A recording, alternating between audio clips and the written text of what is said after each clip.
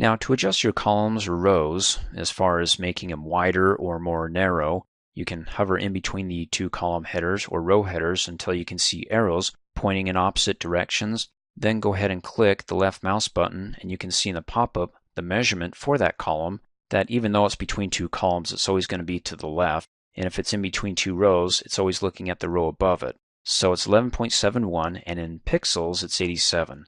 Go ahead and click and drag out the measurements update, or drag it in and let go. You can either eyeball it and do it that way, or if you have a specific measurement that you want to enter in numerically without, using the mouse, then go ahead and click anywhere within the cell or the row that you want to update the width or height thereof, and come up here on the Home tab to the Cells group, click on the Format drop-down arrow. There's for the row height or the column width. It opens it up, go ahead and type it in, or let me click Cancel. You can also right-click on the column header or row header and go down to column width or row height, and it brings up the same window. We can go ahead and type in 20, hit enter, and there you go. Let me go ahead and click and drag that in, because the other option that you get, if you've got data within a column and part of the data, like for essential oils, because it's so long, it goes into the next column, or maybe if we have data next to it, it cuts it off so I can't see it, but I want to see the longest data within that column, you can do what's called an autofit. Just hover in between the two column headers and double click really fast, and it fits to the longest cell that contains the data within that column, in this case essential oils, US. Or if you're not good at double clicking really fast, your mouse is broken or it doesn't accept double clicks, you can come up here and click on the Format drop down arrow and also do auto fit for the row height, or again for the column width. In fact, since we've been doing columns, let's go ahead and do it for a row here. Let's click and drag and select two rows, and let's click and drag down.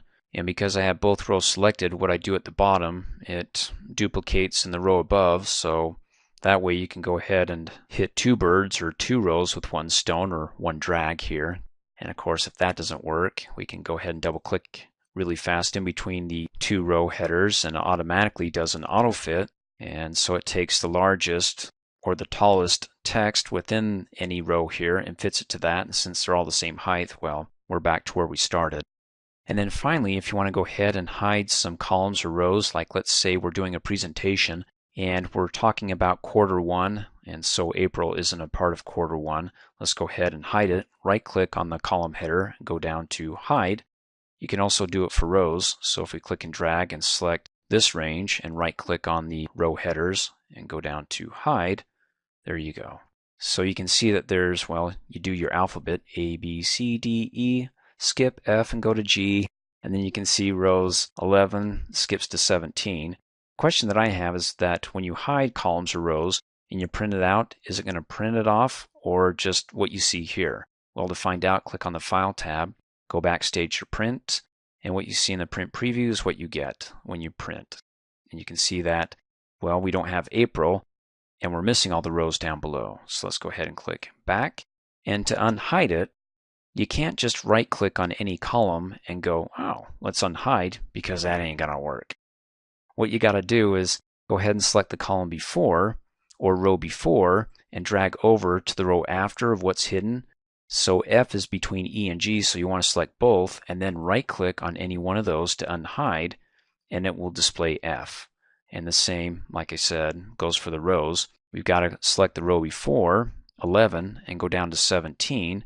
So when I right click, everything in between that's hidden and I unhide will be unhidden.